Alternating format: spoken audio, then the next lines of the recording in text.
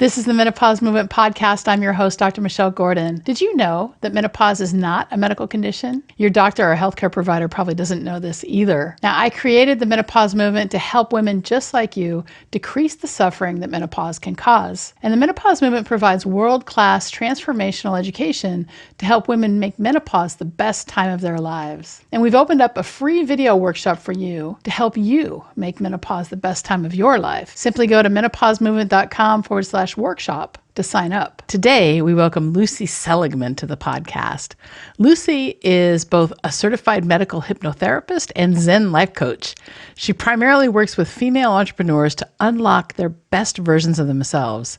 She empowers them to access and trust their inner wisdom and intuition for greater professional and personal success in their lives. I'm happy to have her here, and during the podcast, we talk about the biggest thing holding entrepreneurs back from the life they want.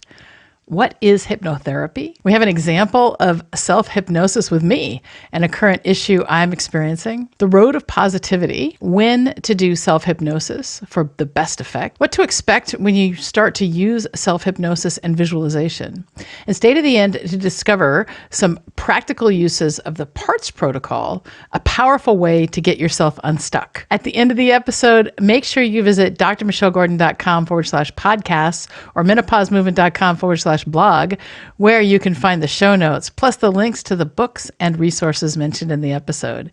And if you enjoy this episode, subscribe on YouTube and subscribe to the podcast wherever you get your podcasts, so you're always the first to know when each episode is released. Thanks for all the 5-star reviews. If you haven't left a review yet, please take the time to give us a review. When you do this, it helps more women to find the podcast and get some help during the disruption of menopause, because no one should have to go it alone. As you know, I like to say that suffering is optional, and I want to help you get through the suffering. Thanks so much for being a part of the Menopause Movement. Now let's get to Lucy.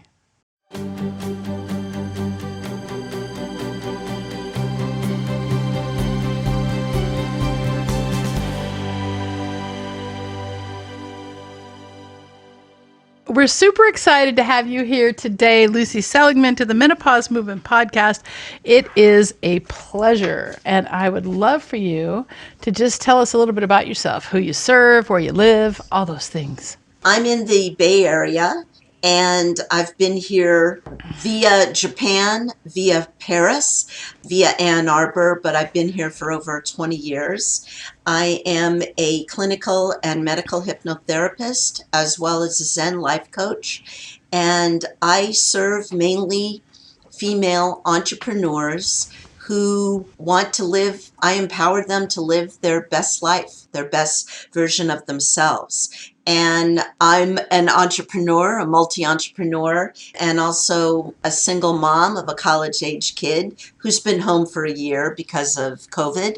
And, we all have transitions that we go through. I help people find a happier, better way. Happier, better way. I love it. So what would you say is the number one? You say primarily female entrepreneurs. Right. So somebody like me. I'm in your yes. target market, and you're a hypnotherapist. Right. Yeah. What would you say is the number one thing that's keeping women entrepreneurs back from achieving the life they want? I think it's fear. And I think for a lot of people get stuck and they don't know how to move forward or push forward. What I have found really interesting, not only for myself, but for my clients and also friends, is during COVID, a lot of people have taken a side hustle and made it their main hustle. They've made the decision to leave corporate life and to become an entrepreneur. I mean, that might be kind of the only positive of COVID, that some people have started to take the leap, or they go, what am I going to do? I lost my job, or I can't imagine ever going back to an office, or I don't know what to do, or whatever. And it's very interesting kind of what people come up with or not, So that's sort of where people are, where I keep running into kind of the same pattern over and over. Yeah. So you say that they're stuck. So how do you help people get unstuck? What specifically do you do to help people get unstuck? So, yeah, which, of course, is the $1 million question. Some clients come to me for hypnotherapy, and it could be anything. A lot of what I've seen in the last year is everyone's anxiety and stress have been elevated.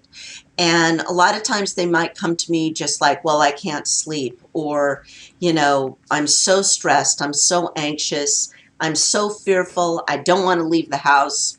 Not that most of us are out here, what can I do? And we might do some hypnotherapy techniques. We might do some energy techniques. You've probably heard of EFT, emotional freedom technique, but there are lots of other. We actually have a whole podcast on that with Don Pensack. So yeah. I want to just make sure that, people can go back and see it. Yeah. Yeah. I mean, I love teaching people, whether it's self-hypnosis or energy tools or coaching tools.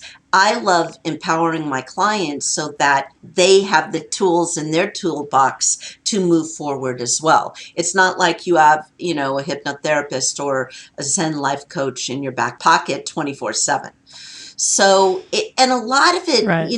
It's hard to answer one thing because a lot of it also has to do with what is the client willing to do or explore. Some people have a lot of fear about hypnotherapy because they think I'm going to invade their mind or overtake their mind or make them do things that, that they don't want to do, which is completely untrue. So a lot of it, like in the beginning, is trying to figure out what would work, what would be helpful. Right. What are they willing to explore? Tell us, for those of us who are really, really naive in this, what specifically is hypnotherapy? Right. I did want to do a session with you, but I was told because you're recording, I couldn't. But that's totally fine. That's not necessarily true. I may be willing to. I want to get into what it is, and then we may actually go there. Oh my gosh. Okay. So basically, it is becoming hyper relaxed so that you can work with your subconscious to affect change. A lot of people, if you think about it, get in your car at point A, you end up at point B, you have no idea how you got there. That's being in a trance. You get so involved in music or a movie or a book and you lose track of time. That's being in trance. There's nothing, so woohoo about it on a certain level. You will never do anything that you don't want to do or that works with you. No, I don't invade your mind. No, I wouldn't have you cluck like a chicken unless you wanted to. I mean, it's kind of like I don't use a watch, to hypnotize somebody. So it's so interesting because sometimes it is a lot quicker way than, say, talk therapy or other techniques to kind of get at an issue and resolve it or help someone feel unstuck and move forward. Right. So I'd like to just address this whole bit of getting into the subconscious because we talk a lot about behavior change. I mean, we talk a lot about how we want certain things and the only way we're going to get it is by changing our behavior. Mm-hmm. And the example I use all the time is, I want to lose 100 pounds. And that doesn't happen overnight, but it happens when I change my mind. Right. And then I can start to be somebody different. But the problem is that so many people who want to lose weight, they'll get to a point, and this was me for the longest time, I would get to a point where I lost like 5 pounds and I was like, awesome, I can eat a piece of pizza now and see my food rewards as something that was then self-sabotaging rather than allowing myself to continue along my journey. It was almost like I didn't deserve it. Mm-hmm. So there was some subconscious programming inside. And the reason I bring this up is that we set these subconscious beliefs that will run our life in our childhood. Right. And when we can start to become aware that, hey, everything is a belief. I mean, there are no real laws other than maybe the law of attraction, the law of gravity. There's a few things that are real. But what do I know for sure is that, and this is the example I use all the time, I pick up my pen, I drop it, it's going to fall. That we know for sure, that gravity pulls at 9.8 meters per second squared. Period. End of sentence. However, what things that we think are real maybe just be beliefs. And my favorite example of that is, people who grow up in the Westboro Baptist Church who believe, God hates fags and things like that. And those are all just beliefs. So are you saying that through hypnotherapy, you can kind of do a shortcut then with getting kind of clear on what's a belief or what's not real and what you can change? Basically, if you think about it, your subconscious is where all the good stuff happens. So if you can access your subconscious quickly, as opposed to your conscious mind, you can affect change more effectively and quicker. There's a technique called the Parts Protocol, which is a NLP, neuro-linguistic programming technique. It is very fascinating when someone is really stuck and they can't move through something. Or, we all have the negative self-talk or the chatter that goes on saying, oh, no, you can't do that. You can't leave your job and become an entrepreneur or whatever, or, you can't lose that weight or whatever it may be. So you go into a light trance with a hypnotherapist and you talk to the part of you that's preventing you from moving forward, or that is bringing up all these, issues or beliefs that may not be true. That might just be your perception. And what's so fascinating is even anybody who goes, well, I don't have that part, or how can I talk to that part? It's so effective because that part of you that's preventing you from moving forward actually has a lot to say. And once you get to hear what they have to say, instead of it being an enemy, you can flip it and they can become an ally. And all of a sudden, things open up. I love doing parts therapy. I think that's really good. Yeah. No, I love that, because that part of you that's holding you back maybe is holding you back because it's trying to protect you, or it's got the best intention. Right. And when we start to realize that there's the best intention there, then we can start to look at it. And I've got a great example is that when I was 5 years old, I told myself that I had to be a doctor. I wouldn't make money unless I was a doctor.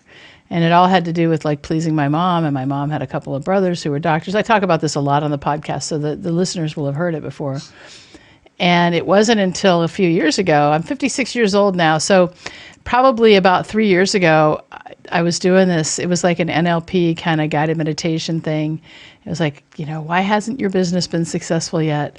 And I went back to that time at 5 years old when I decided that the only way I could make money was a doctor. And the interesting thing about subconscious programming is that, man, it will, when you set an intention like that at that age, it will work. I entered medical school at 31 and I tried to do a whole bunch of other things. And I made money. I did.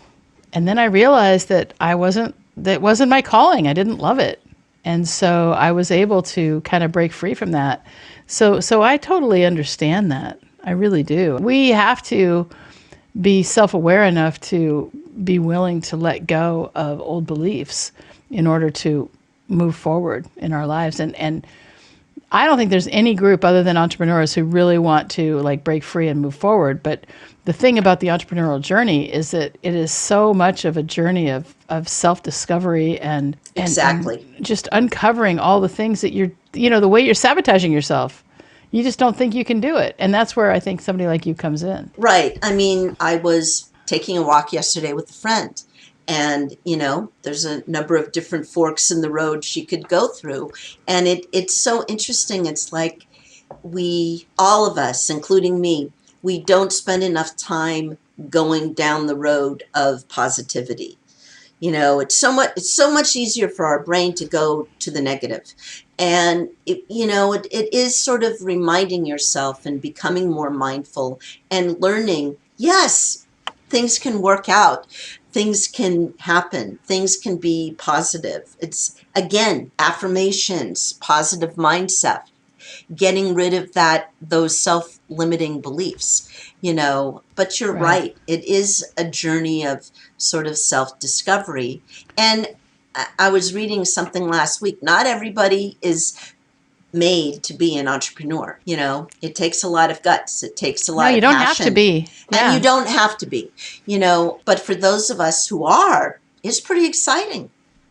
Yeah. I'm thinking about this, you talk about chronic pain here in your outline, and I'm thinking that there's an opportunity here for you and me to work on something. Okay. This is a great story. A few months ago, my friend told me about the Oculus. And so I got the Oculus, which is, so I got this thing, the Oculus. Here it is, right? You put it over your face and it's really very cool because it feels like you're in a new 3D world. Okay? Okay. So for anyone who's just listening and is not watching on the YouTube channel or on Facebook, the Oculus is a device you put over your eyes, and it takes you into a new world. So I started doing this thing called Beat Saber, and it's basically you're moving. It's like you've got these you hold the things and your arms move and you're doing it in tune to music that you really like. I bought like the Linkin Park pack and Panic at the Disco pack, and I love those guys. And so and you're using your lightsaber to like slash through these blocks, and it's awesome. And then there's this other thing called Supernatural that's like an exercise where you're doing a lot of this stuff. Well, in August, my left shoulder started hurting a little. Uh-oh. And I was like, it'll be okay. It'll be okay. And I must have overdone it because I had a rotator cuff on the right in the past, and it got better with a shot and just some physical therapy. And I've got a frozen shoulder now. What I need to be able to do is actually move my arm. But when you see the range of motion there, it's not really much. Restricted. I can't pick my arm. Yeah, I can do this with my right arm. So my right arm I can put by my ear. My left arm, it's just really tight. So I'm wondering if there's a way that we can maybe try to hypnotize me into thinking that I can move my shoulder. Well, so how about I take you into being self-hypnotized? And it's interesting that you kind of bring that up. So basically, to do self-hypnosis, and it is different than if I work with someone with chronic pain issues, but for the sake of today, think of a very short phrase that uses the I statement, that is positive, that's simple, and that's very genuine, and that you believe. One could be, I am free from pain. We're talking that simple. And remembering that this statement, which you will use as I take you into self-hypnosis, is going right to your subconscious. So you're focusing on a specific action, and it is always present tense that you're using because it's happening. Do you want me to, so do you want me to tell the audience what my phrase is? Oh, yeah, you need to tell me too, because in the case of this great. example, I'm not a mind reader, although many people think I am. So, yeah. So what do you, and the reason I ask you to do the phrase is so that it resonates with you. It means something to you. Sure. So the phrase I would say is, I can move my shoulder without pain, or I can move my shoulder. That's if it's short. If you want it short, it's I can move my shoulder. And do we want to be specific about which shoulder? Oh, my left shoulder. Yeah. Okay, I can move my left shoulder. I can move my left shoulder without pain. I love it. In full range of motion. I want it to be full range of motion without pain. So I don't want any restrictions. I would love it if we could do some woo and see some miracles happen today. Okay, well, we're going to keep it short. So we're going to say, I can move my left shoulder without pain. Does that sound good? Right on. Okay. That sounds great. All right. So get as comfortable as you can doing a podcast. Right on. And I'll just scooch up a little bit here. Yeah, scooch up a little bit and put your feet on the ground. Yeah, I have a thing to put my feet on. Yeah. Good. And my chair's a little high, so I've got a thing to put my feet on. Okay. And see if there's something that you can focus on a little bit higher than your eyes, like artwork or the ceiling or whatever. And let's just start with your breath. And breathing in through your nose, out through our mouth, and once again, breathing in through our nose, out through our mouth. Now, if you're following along with the podcast, don't follow along while you're driving, please. Pull over, or don't use any you want to heavy make sure machinery. that you don't. Right. Yeah. You want to be in a safe important. spot. So if you're gonna follow along and do the stuff, just make sure you pull over or you're not driving. Okay. Sorry about that. No, that's a good thing to say. Okay, and let's go back to breathing in through our nose and beginning to elongate our out breath.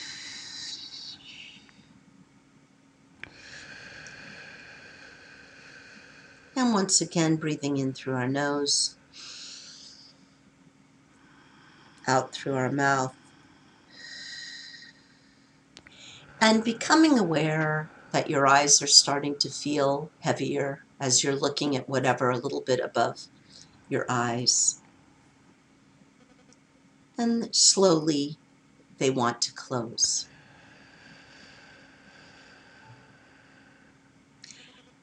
And just focus on your breath. Breathing deeply and evenly in through your nose if you're comfortable, and a longer out breath through your mouth. And begin to tell yourself that you will relax even more with every exhale. And you'll notice that your breathing starts to slow down and that you relax deeper and deeper with every breath. And breathing in through your nose and a longer exhale through your mouth. And I'd like you to imagine that there is something in front of you, perhaps a pendulum of an old grandfather clock or the hand of a metronome. I like to use a metronome. And anything that has a slow and steady swing. I'd like you to imagine seeing the metronome moving from the right and to the left and back, and to the right and to the left. Just following that in your mind's eye, the slow and steady swing of the metronome to the right and then to the left and back to the right. And as you're following your metronome slowly, for you, I will do it today, you're going to count down from 10 down to 1.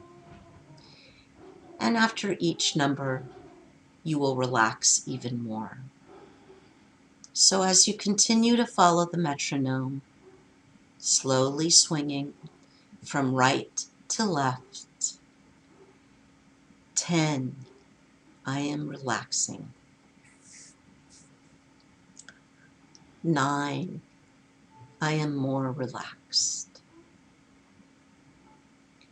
8, my whole body is relaxing into my chair. 7, I can feel my body sinking into the chair with ease. 6, I am so relaxed. Following your metronome, that slow and steady swing, back and forth. 5, so relaxed. 4, my whole body, from the top of my head all the way down to the tips of my toes, are relaxed. 3, so very relaxed. 2, more relaxed. and 1. I am so very relaxed. And now that you have reached the state of hypnosis that's right for you today, we're going to focus on the personal statement that you prepared. And what you decided today was, I can move my left shoulder without pain. I'd like you to focus on that in your mind's eye and visualize it and make it as vivid as possible as you repeat it in your thoughts, seeing yourself wearing the Oculus and exercising and dancing, feeling your left shoulder moving without any pain, with range of motion, seeing how happy you are to get back to that, and just seeing every step of what you do when you exercise or work out or reach for something with your left shoulder, or doing your stretches for the day, whatever it may be, how easy it's become. And going back to your statement, I can move my left shoulder without pain. And as you are visualizing this and feeling your body so comfortable doing this, you're continuing to stay relaxed and to be focused. And I invite you in your mind to say your statement to yourself. And you can say it quietly without verbalizing, or you can say it out loud. I can move my left shoulder without pain. And I invite you to say this 3 times.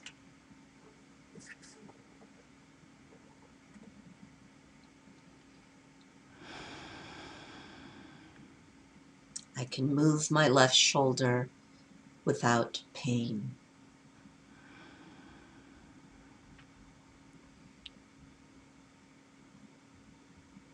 I can move my left shoulder without pain. And of course, you can say it more than 3 times. But to really anchor it and to really reinforce this positive thought, I invite you to take your right thumb and index finger and to make a circle. And you can raise your hand so I can see it. Right. And this, very good. This reinforces, you can put it down, but you can continue to hold this circle. This reinforces, I can move my left shoulder without pain. And once again, saying that to yourself while holding your right thumb and index finger. And that will become your anchor moving forward as well.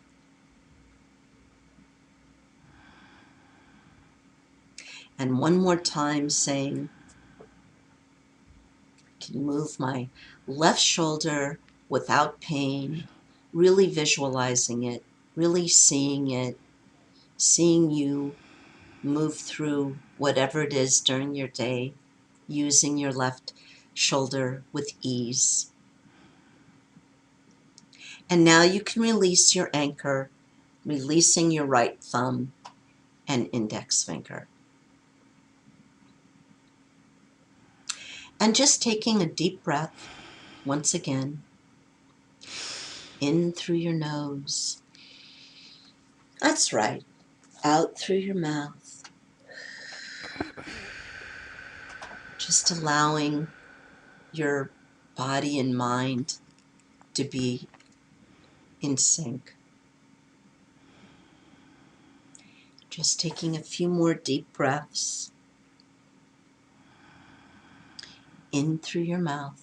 In through your nose.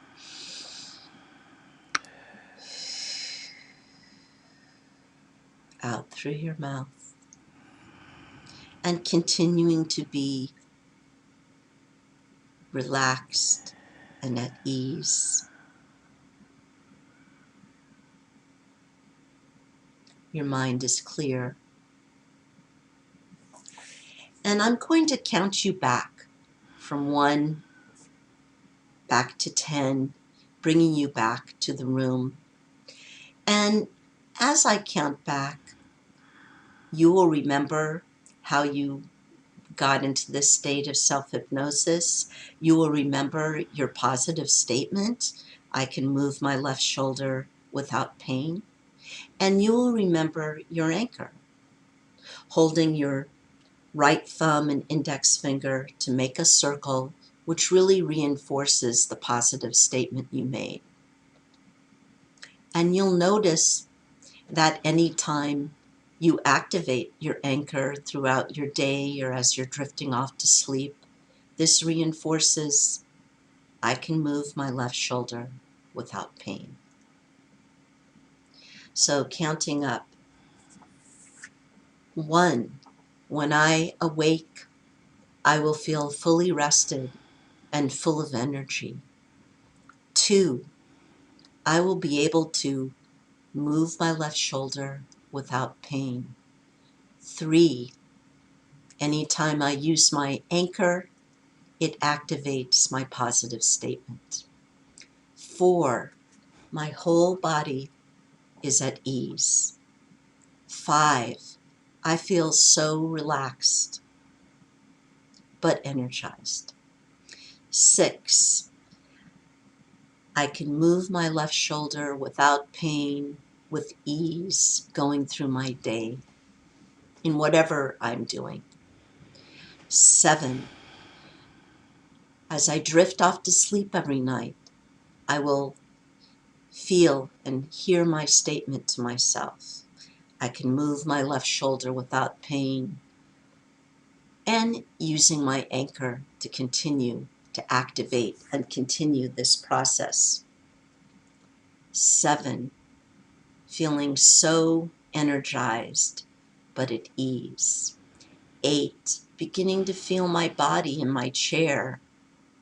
9, my hands and feet are starting to tingle and move.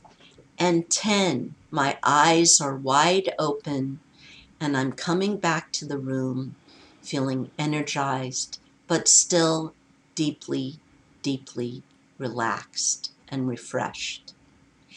And allow yourself a moment or two to allow your conscious and subconscious minds to catch up and integrate.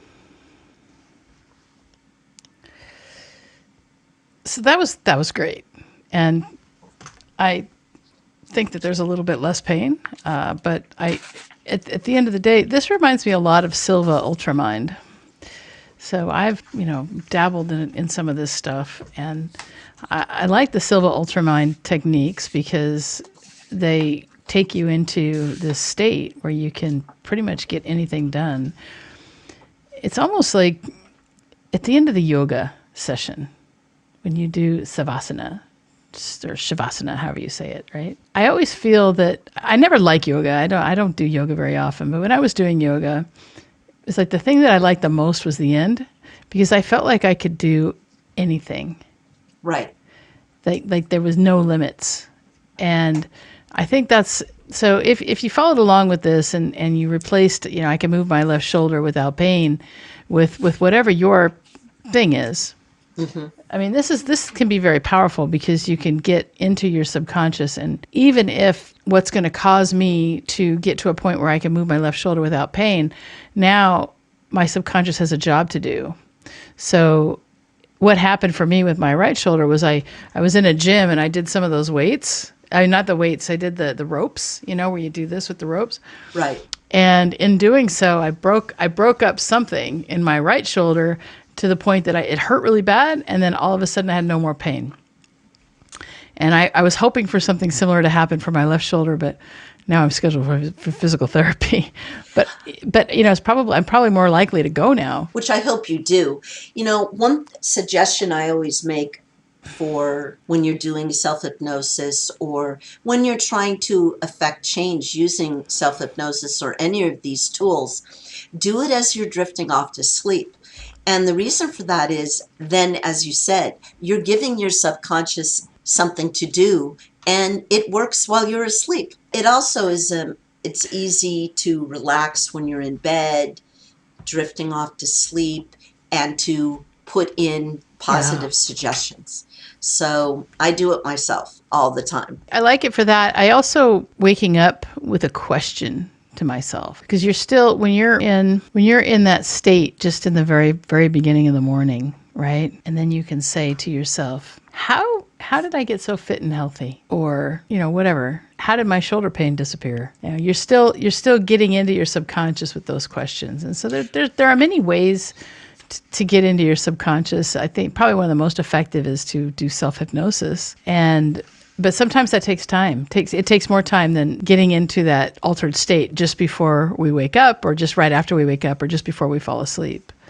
Right. And, you do have to learn how to do it. And of course, you can work with someone like me, a hypnotherapist, to affect change, quicker, or to learn other techniques. It's interesting about chronic pain. I have fibromyalgia, and I've had it since I was 18.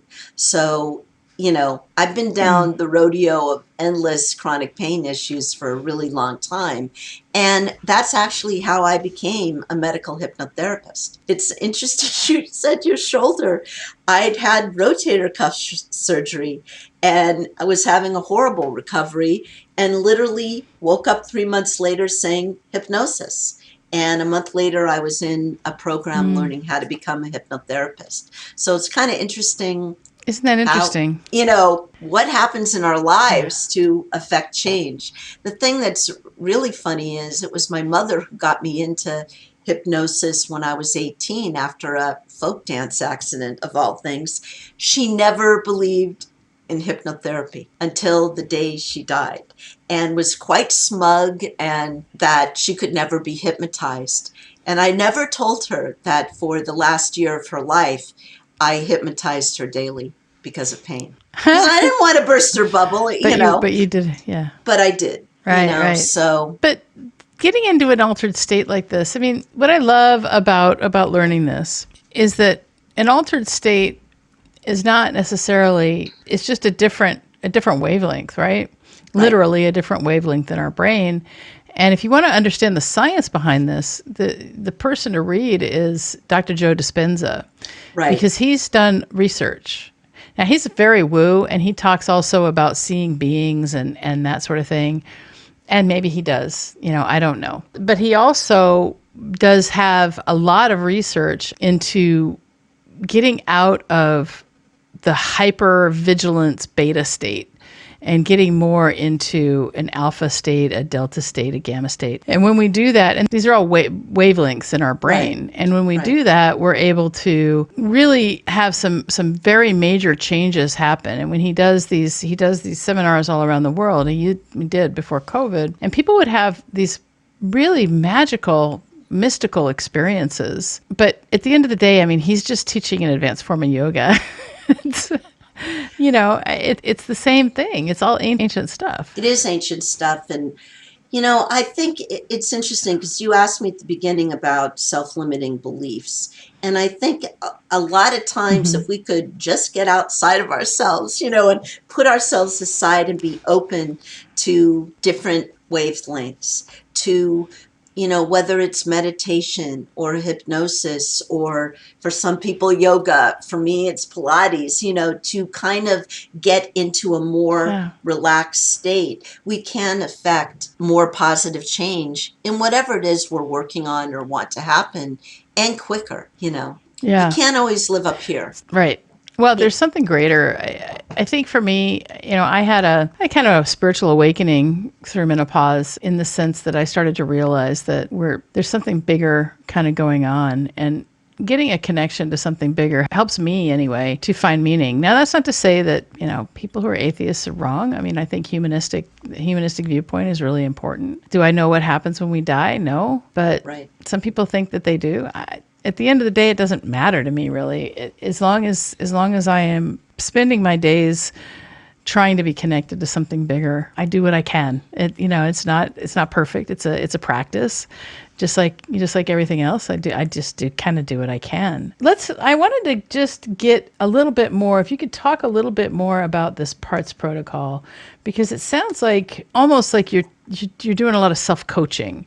And I think that if we could teach people a little bit how to get themselves unstuck, I think they would find that super valuable.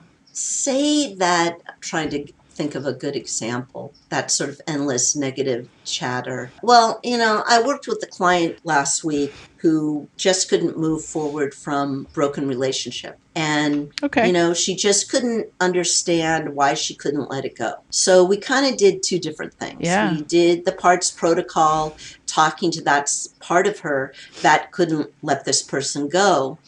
And we also did another technique, which is, it's basically cutting the energetic cord. Because again, if we go back to, not being up here, we are connected to people energetically for good reasons and sometimes not for good reasons. Or sometimes we have to say goodbye. Energetic vampires. Yeah, basically. Yeah. And we need to kind of cut it. So the parts protocol with her was talking about going through it's a specific kind of protocol and way we do it, but also in her case, talking to the part of her that just couldn't let go. And quite a few things, I'm not going to disclose it, but quite a few surprising things came up, which she didn't realize she was doing to herself, or that part of her kept talking to her about. And by doing that, she was able to kind of set that part of her aside and make it into an ally. And, you can't always make that part of you into an ally. Sometimes you just have to totally cut it. But in her case, she was able to, and then we were able to do the energetic breaking of the cord a lot easier because she was ready and she was available. Yeah, I like that. I want to say that it's really common in midlife and before sometimes, like in my case, that you have a relationship that just doesn't work out. And we might get married, and it just didn't work out. That was my case. And it was really hard to get through that breakup.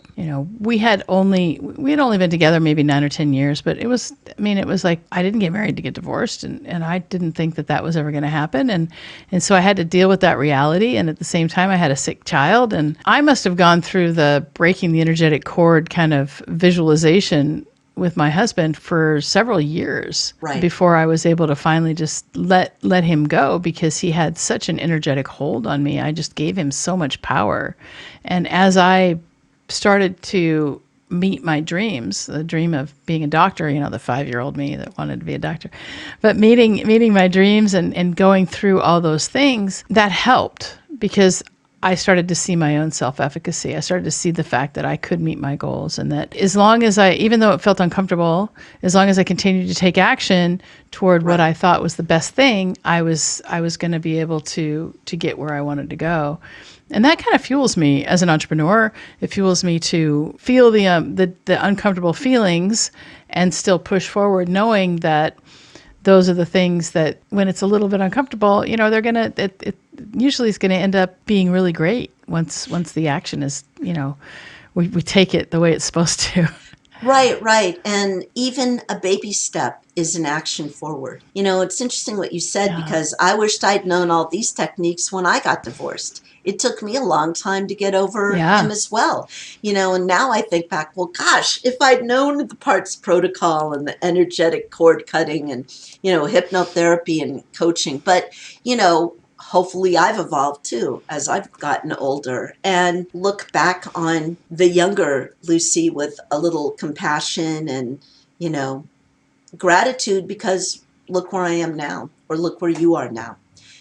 Yeah, that's true. And youth is wasted on the young, and we and we really want to, I find myself oftentimes saying, gosh, I wish I'd known this back when I was, 25 or 30. At the end of the day, there is a need to just trust that the universe has our backs, that we live in a benevolent universe. And when we can get that model really stuck in our head, that the universe is not conspiring to cause us harm, that everything happens for a reason and it happens for good reason.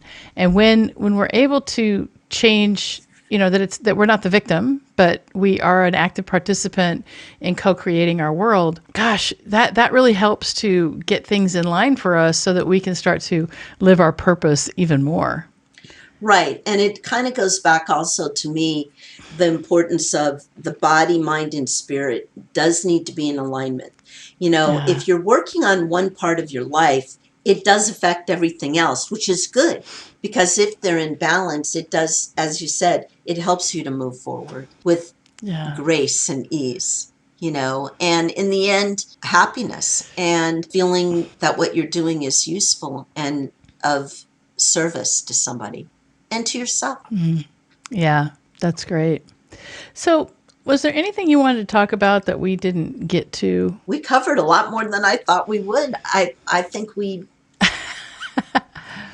did good. Do you have any other questions I can help you with? I really love this stuff. And I would say that I've been using guided imagery probably since I was a teenager. Right. And off and on. And then a lot more now as I've matured. I went through a phase where I was very religious. And during the religious phase, I did a lot of praying, which I think for me, it was a lot of, wishing out loud. At this stage, I would say that guided imagery and visualization are probably the things that keep me going, especially through the pandemic. Right. As I've had something to look forward to every day, as I've been building my business, as I've been trying to help ease the suffering of, as many women as we can reach who are in menopause, because it's a very, very disruptive time. Right. Now, do I think that we can, guided imagery or self-hypnosis away our symptoms? Maybe a little bit, but, we still have to take the right actions, making sure we're putting the right kinds of food in our mouth and make sure that we're doing the right kind of movements to make our bodies feel much better. And when we do those things, then we start to feel better. But I think that this plays a role, guided visualization. I mean, it goes back to really when you think about Shakti Gawan writing creative visualization back in the 70s, and everybody kind of ripped it off, right? And Jack Canfield started using it, and Louise Hay used it. And when you start doing these affirmations and you start seeing, it just helps you to see things from a different perspective. And the one thing that I will say about guided imagery and visualization and affirmations is that there are things that I wrote down that I wanted to believe or wanted to see 10 years ago that I didn't even believe were real. But I said, I want to find, like, for example, I wanted to connect with the divinity inside. Mm-hmm. And I didn't believe that was even real at the time. But I was like, I think that this probably is something that would help me. So I wrote it down. And over the years, the universe has moved me to kind of understand that the kingdom of God is within me, right? Which is a quote from the Bible. And it's something Jesus said. And it all kind of makes sense now. And so it's important that we sit and really do listen, because that still small voice is the one that's really going to guide us. And when we pay attention to our emotions, we're going to get where we need to go. Well, and the other sort of aspect which we didn't touch on is manifesting, which is kind of, to me, kissing cousins with everything else. And the whole thing of empowering your life and whatever it is that you want, moving towards it. And as you probably know, I like to drift off to sleep doing all this stuff. That's when I manifest. That's when I do my guided imagery and my self-hypnosis, because I do want to access my subconscious and keep it working for me as my ally and, moving forward and being proactive. Yeah, there's a great book by Joseph Murphy called The Power of Your Subconscious Mind. And he was a preacher in Los Angeles back in the 50s, and this book is still in print. Well, I'll have to check it out. I found this book to be I found this book to be so powerful, because it's basically, you give your subconscious a job to do and you just go over your affirmations and it will make it happen. And I'll tell you, when I read that book and then I started doing affirmations and I said, okay, all of these problems are taken care of. And then boom, one by one, these problems just got taken care of. Now, they got taken care of in ways I didn't ever expect. But that's what you have to open yourself up to. Right. You know, it's like for me, I'm going to move my shoulder without pain. Now, I may have to go through some painful physical therapy to get there, or I may have to have surgery. I don't know. But, you know, I know for a fact that with time, I'm going to get back to living pain-free. I have no doubt about that. So those are really important things. Right. Yeah, yeah. So where can people find you? They can find me at my website, lucyseligman.com, and they can reach out to me that way, booking an appointment or sending me an email. I'm also on Facebook, but my website, I think, is the best way. That's great. All right. Well, thanks so much for being a part of the menopause movement today, taking us through a guided meditation, a guided visualization, and hypnosis, and all those things. This has been great. And, you know, I hope to have you back again to talk about this, maybe manifestation. That would be awesome.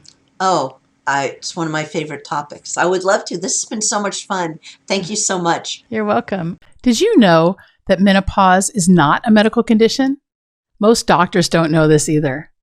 I like to say that menopause is the privilege of a long life. And to really take hold of our lives in menopause, we have to unlearn what society and the medical establishment has told us about menopause.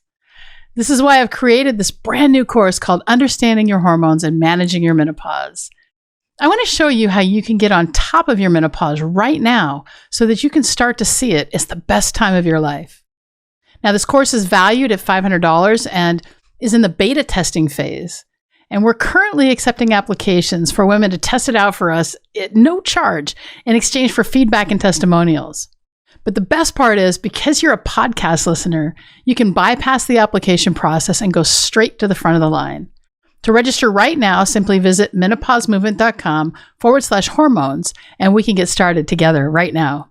Remember, you can get started right now at no charge to you in exchange for feedback and testimonials when you go to menopausemovement.com/hormones.